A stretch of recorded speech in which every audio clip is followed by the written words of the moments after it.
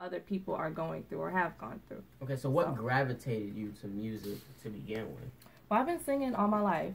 I come from a musical background. My parents are very old school, though, so it's like I have a very eclectic style growing up. Like, my mom listened to nothing but, like, Motown, Dusties, and then my dad is, like, a huge lover of jazz.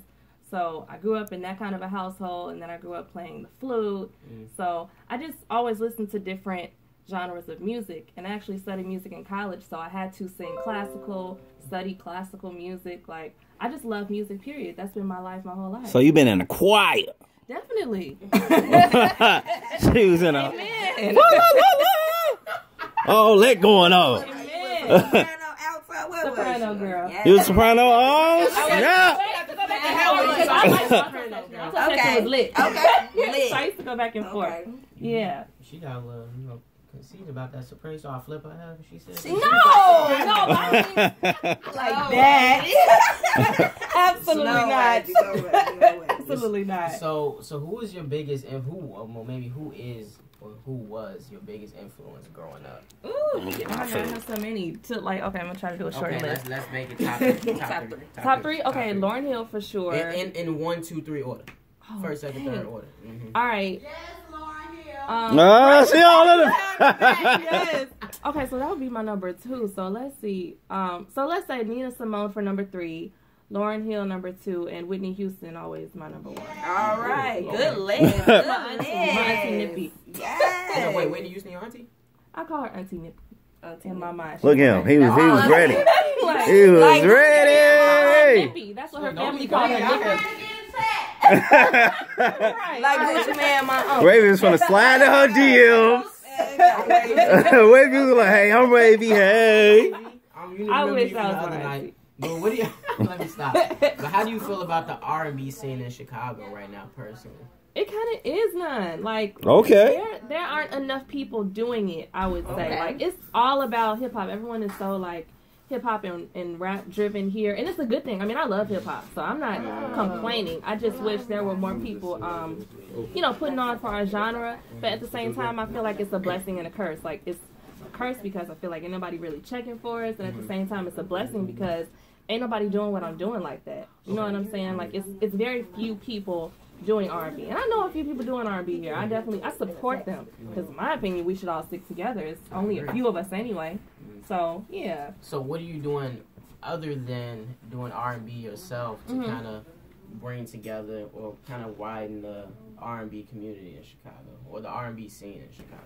That's a good question. I just try to stay connected to other people that I see are doing what I'm doing. Like, I know it's this girl named Chanel True. She's dope as heck. I've met her like sometime last year, and I've been following her. I've been following this girl named Jasmine Alexis. That's really, really dope. Amazing voice. It's a girl named Chloe. Really, really dope. Like, anyone that I see that's doing what I'm doing, I try to throw my support behind them. Just like I feel like the hip-hop community here is throwing our support behind Valet. Everyone really is throwing our support behind Valet, as we should. Like, I feel like that's how we'll get further as a city. When you go to Atlanta, all of those people support each other. They play each other's music on the radio.